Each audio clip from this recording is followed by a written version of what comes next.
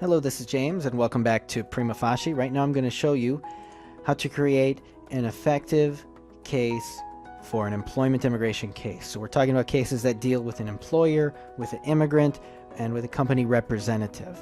So the first thing that's important to know is you need to create a company contact. And so we've done that for Guerra Estrellas. Here we go. And we've got their information here. You could go ahead and fill in the rest of their profile here. And now let's go to the Related Contacts tab. All right, so we've got Robin Boy Wonder, who is related as an employee. And let's go ahead and create a company representative here for Wendy. Wendy's going to be the company representative. And we're going to click link. And we have these two individuals. All right, now what we can do is we are not going to create the case under cases. The reason for that is because we want both the company representative and the employee, the immigrant, to be able to access information inside the client portal. So the case is actually going to be created under the immigrant, who is Robin Boy Wonder here. So let's go right to Robin Boy Wonder's case, or to his contact profile, and let's create a new case for him. We've got these other ones in place. Let's just pick anything with I-129. Let's say it's, here we go. We'll just use this one. Say he's a fashion model, right? Obviously he's a fashion model. Look at that picture. Boom. How handsome. Okay. So now under this case for Robin Boy Wonder, you can add your forms, you have your checklist, you got your case flow items, receipt numbers, all that stuff. And additionally, once we go to his contact page, you can make sure that he's got his client portal enabled. So he now can, when you click enable, it'll give him an invitation. He can go into his client portal and he can see the information that you enable for him. Okay. Now let's go back to the company, Guerra Estrellas, because that little guy's a star.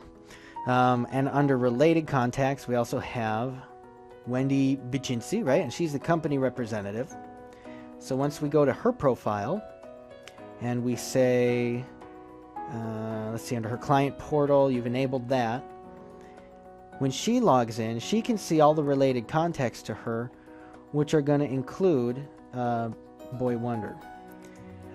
Actually, it's going to include all the related contacts for Guerra Estrellas, because she's the company representative. So that's how it works. Let's think about it like this. In fact, I'm almost thinking it's going to be useful to just draw this, right? And I know a PowerPoint would look nicer, but I didn't think about it until just now. So first you have your company, and you're going to create that as an independent thing.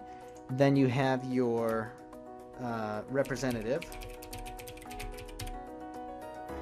and as a separate individual in the case, you have the employee, who's also going to be the immigrant. There we have it. And remember, under the employee or immigrant,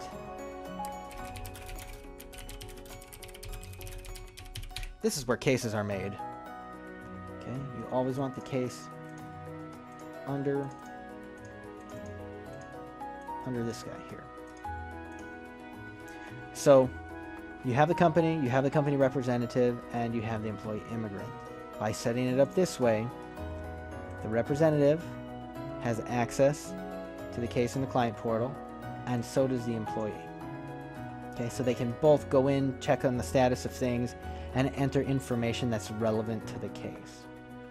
Now, when we go and look at the company page again,